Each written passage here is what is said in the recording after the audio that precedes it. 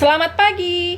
Perkenalkan, saya Pitra Sihite SPD, merupakan guru di SMA Negeri 1 Tewa, Provinsi Kalimantan Tengah.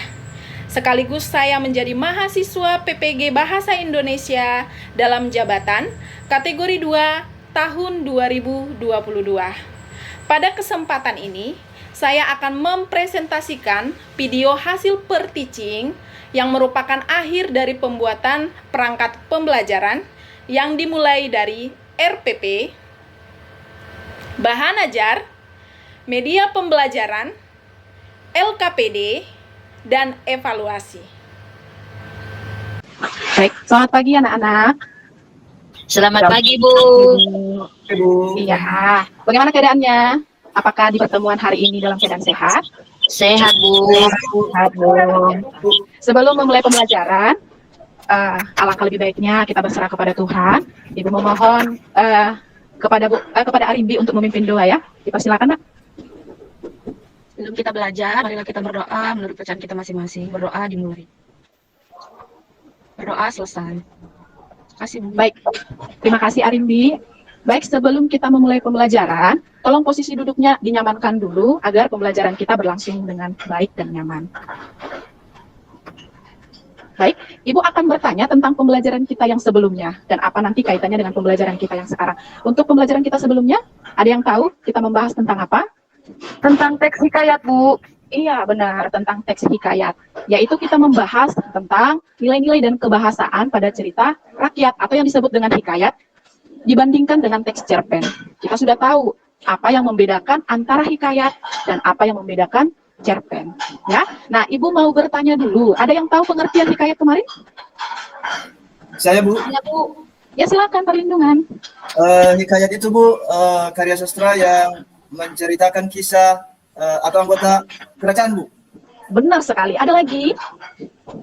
Saya, Bu. Ya, silakan Sandra. Hikayat itu adalah cerita tentang kehebatan dan kesaktian pahlawan, Bu. Iya, benar. Nah, itu nanti akan kita ramu. Ini hanya masih pancingan ya, hanya masih tanya jawab. Tapi sebelumnya Ibu akan membacakan absensi kalian. Tolong didengarkan namanya dengan seksama ya. Agusman? Hadir ya. Perlindungan? Hadir, Bu. Francisca? Hadir, Bu. Kristiani? Hadir, Bu. Wih, suaranya lagi dalam lemah insangnya. Semoga cepat sembuh ya. Arnis? Ya, Bu. Hadir, Bu. Bunga? Ya, hadir ya. Arindi? Fitriani? Hadir, Bu. Ya, hadir juga. Bu Sandra? Hadir, Bu. Iya, ada satu teman yang belum hadir ya. Semoga secepatnya bergabung dengan kita. Ya, kita kembali lagi pembahasan kita. Tadi teman-teman kalian sudah ada yang menjawab bahwa hikayat itu yang mengandung tentang kerajaan. Apalagi kira-kira? Bu, menggunakan bahasa Melayu lama atau klasik. Benar sekali, menggunakan bahasa Melayu lama atau klasik. Sepertinya sudah akan kita ramu. Nah, dan apa perbedaannya dengan cerpen? Ada yang tahu apa itu cerpen? Saya, Bu. Ya, Kalau cerpen itu, Bu, cerita yang mengisahkan kehidupan seseorang secara singkat, Bu. Jadi berbeda Iya. dengan hikayat. memang luar biasa sekali anak-anak Ibu yang ada di kelas ini ya. Penuh dengan semangat. Ibu pun jadi semangat mengajarnya. Seperti yang kita tahu bahwa hikayat itu sendiri menggunakan bahasa Melayu klasik. Sementara cerpen itu menggunakan bahasa baku atau bisa bahasa sehari-hari yang mudah dipahami. Ya, jadi sangat berbeda. Tetapi masih dalam bentuk prosa. Nah, nilai-nilai yang terkandung dalam hikayat dan pada cerpen ini ada yang tahu nilai apa aja? Saya, Bu, Silakan, perlindungan. ada nilai moral, nilai budaya, nilai agama, nilai sosial juga, Bu, terdapat, Bu, di dalam hikayat dan cerpen. Iya, ada juga nilai estetika, ada nilai pendidikan. Memang luar biasa. Tidak sia-sia memang Ibu tunjuk perlindungan sebagai sekretaris ya di kelas ini. Ya. Nah, sudah sangat baik sekali daya ingatnya. Sekarang, Ibu akan menjelaskan tentang KD hari ini dan keterkaitannya dengan materi sebelumnya dan materi sekarang. Sebelumnya kita sudah membahas tentang hikayat, kita sudah tahu apa itu nilai-nilainya dan kita tahu apa kira-kira karakteristiknya. Di sini, KD yang akan Ibu paparkan yaitu mengembangkan cerita rakyat atau hikayat ke dalam bentuk cerpen dengan memerhatikan isi dan nilai-nilai di kelas 10 SMA 1 Tewa. Ya. Nah, apa saja yang menjadi sudah kelihatan ya, apa saja yang menjadi indikator pencapaian kompetensi. Nanti kalian akan mampu merumuskan idenya, mampu mengembangkan, dan mampu mempresentasikan. Ya, nah sebelum kita akan membahas lebih lanjut, bagaimana mengembangkan hikayat ke dalam cerpen, Ibu akan menampilkan video dulu. Silakan kalian simak videonya dengan seksama berjudul Hikayat Indra Bangsawan. Sebentar ya anak-anak ya. Kedengaran? Tidak, Bu. Nah, nanti untuk videonya ini akan Ibu sharekan di WhatsApp grup kita agar kalian bisa menyimak masing-masing, ya. Nah, Ibu akan memberikan penggalan teks tentang hikayat Indra Bangsawan. Nah, ini masih beberapa paragraf ya, Nak. Tapi coba bisa dibaca dulu. Nak Arnis, yuk, silakan dibaca dulu paragraf yang pertama, Nak. Iya. Dalam Indra Bangsawan itu ya, Nak. Indra Bangsawan dan istrinya yang bernama Siti Kendi. Sang raja sulit untuk mendapatkan keturunan. Raja melakukan berbagai upaya agar bisa memperoleh keturunan, yaitu melakukan doa. Pada suatu ketika sang raja meminta kepada orang agar membacakan doa kunut, memberikan sedekah kepada fakir miskin. Begitu kerasnya usaha, yang dilakukan, raja dan istrinya ternyata membuahkan hasil. Istri sang raja pun hamil. Beberapa bulan kemudian melahirkan 2 orang putra yang sangat tampan. Putra pertama bersalin dengan sebuah panah dan yang kedua bersalin dengan sebuah pedang. Putra pertama raja bernama Syahpuri dan putra keduanya bernama Indra Bangsawan. Udah, Bu? Ya, dilanjut lagi paragraf yang kedua, Nak. Ketika umur 7 tahun, kedua putra raja belajar mengaji bela diri dan ilmu kesaktian. Keduanya sama-sama hebat dan memiliki akhlak yang baik. Sang raja menyaksikan latihan kedua putranya yang akhirnya membuat raja bimbang di antara kedua putranya, siapakah yang akan menggantikan kedudukannya sebagai raja, karena kedua putranya sama-sama hebat dan berakhlak baik. Iya, terima kasih Arnis yang sudah membaca dengan Bu. lengkap. Tapi di sini ada penggunaan tanda koma ya, Nak ya. Iya, Nanti sedikit mungkin bisa kita sama-sama belajar. kelihatan, makanya begitu cara membaca saya, Bu, agak kecil hurufnya, Bu. Sampai saya buka matanya. Iya, benar. Kalau memang Ibu agak perbesar dia susah dia untuk di scroll ya. Bu. Mohon maaf, bukan Indra Bangsawan, Indra Bungsu lah. Ya, silakan. Kalau perbedaannya Bu, hikayat itu menggunakan bahasa Melayu, sedangkan kalau cerpen itu menggunakan bahasa sehari-hari Bu. Lalu kalau hikayat itu Bu, tokoh-tokohnya memiliki kesaktian-kesaktian, sedangkan dalam cerpen itu tidak Bu. Jadi ya, sedikit diinikan. Lalu kalau persamaannya ya sama-sama menceritakan kehidupan seseorang Bu. Ya, benar sekali. Sama-sama menceritakan kehidupan seseorang. Karena memang ini adalah teks cerpen yang dikembangkan dari hikayat Indra Bangsawan, kesaktiannya tetap dicantumkan, tetapi hanya sekedar saja. Kalau pada hikayat, dia lebih didominasi, lebih diperbesar atau gitu kira-kira ya. Nah, sekarang kita akan melihat apa yang menjadi persamaan dan perbedaan karakteristik hikayat dan cerpen, supaya nanti kedepannya kita bisa mengembangkan hikayat menjadi sebuah cerpen. Nah, di sini persamaannya itu, tolong dibaca dulu, Nak Fitriani, pada bagian persamaan. Bisa tolong dulu dibantu, Nak Sandra? Ya, Bu. Sudah ada kelihatan bagaimana, Nak Fitri? Persamaan dan perbedaan karakteristik hikayat dan cerpen. Persamaan. Satu berbentuk teks narasi fiksi, baik hikayat dan cerpen. Rupanya berbentuk teks narasi fiksi. Teks narasi fiksi adalah teks atau karangan yang menceritakan kisah-kisah yang imajiner atau khayalan. Oke, sampai di situ aja ya, Nak. Nah, jadi masing-masing ya sampai akan imajinasi. Hanya perbedaannya pada hikayat itu, dia lebih menggunakan bahasa arke ya. Arkais itu adalah kata-kata yang digunakan dan tidak lazim. Bahasa kuno, bahasa Melayu gitu kira-kira. Dan di sini sudah ada langkah-langkahnya. Yang pertama, kita memilih cerita rakyat yang akan diingat ataupun yang sudah ditentukan. Nanti akan Ibu tentukan. Kemudian konflik apa yang menonjol pada hikayat tersebut. Paham? Konflik tahu ya, apa yang menjadi pertikaian di dalam sana, apa yang menjadi permasalahan di dalam hikayat gitu. Nah, sekarang silakan kalian bentuk kelompok. Terdiri dari 2 orang. Yang pertama, Pak Agusman dan Bu Arnis. Kelompok yang kedua, Perlindungan dan Francisca. Kelompok yang ketiga, Kristiani dan Bunga. Kelompok yang keempat, Arindi, Fitri, dan Sandra. Nggak mungkin lah Sandranya sendiri ya. Nah, Ibu akan membagikan lembar kerja yang akan kalian isi. Nah, sudah ada di sini teks cerpen apa yang akan kalian tuliskan atau apa yang akan kalian isi.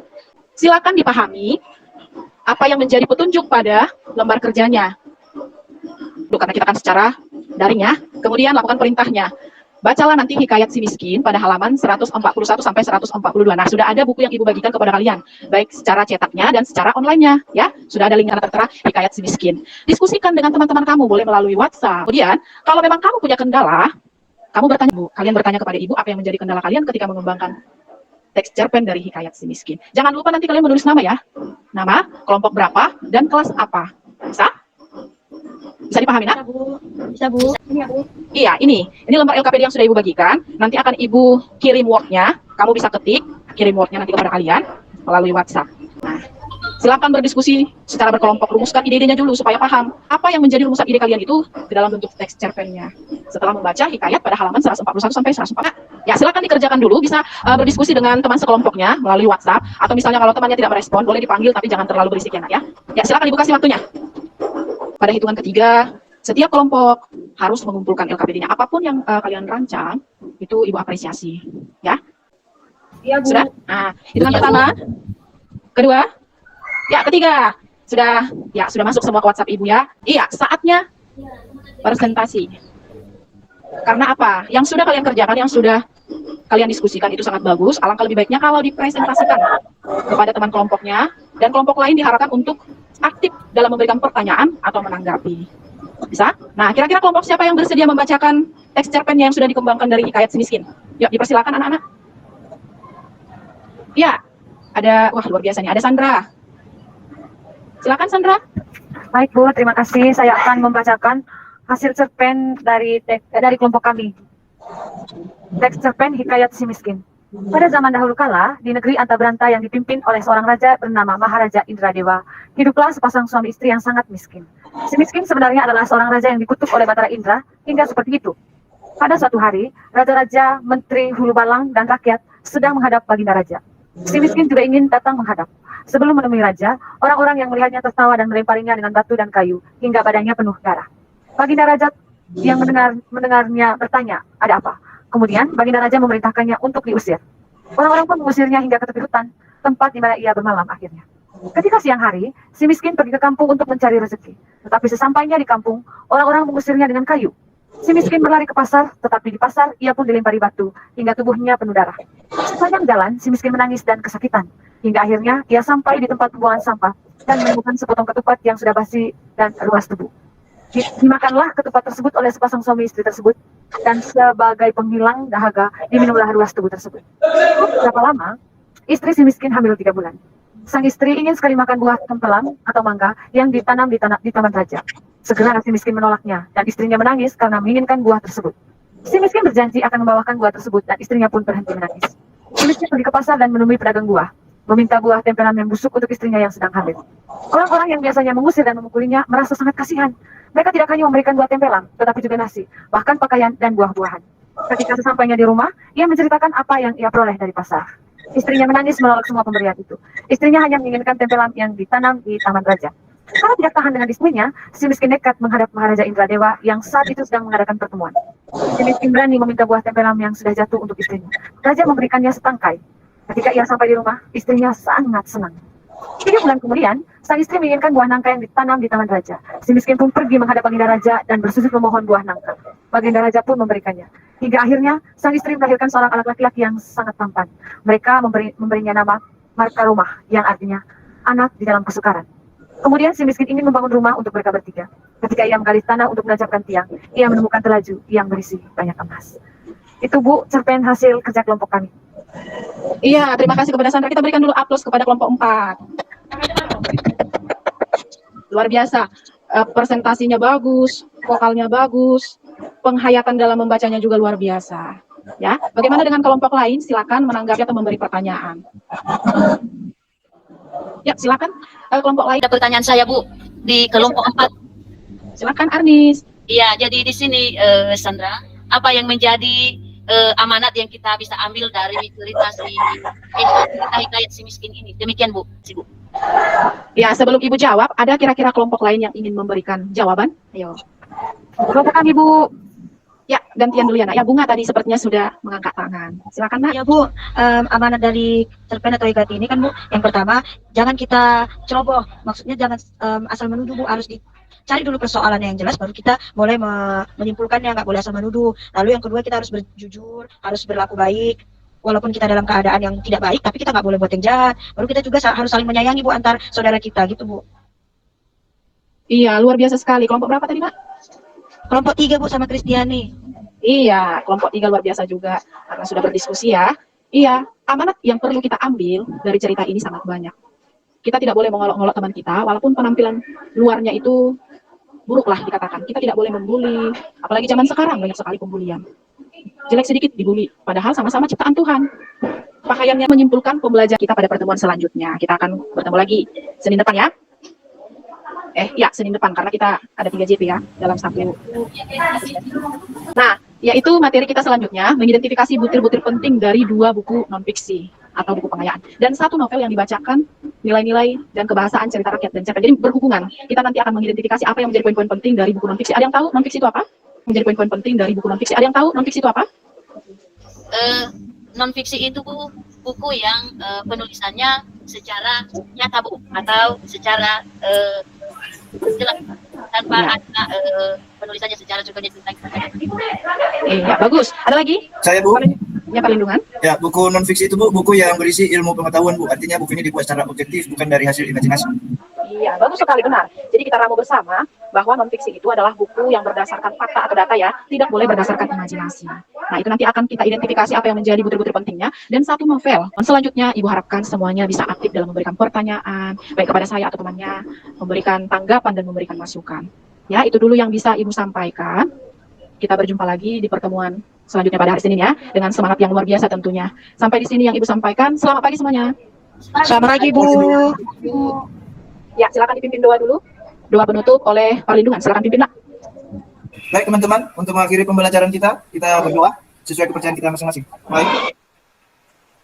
Amin. Semoga rangkaian video, hasil pembelajaran, atau peer teaching tersebut bermanfaat. Terima kasih.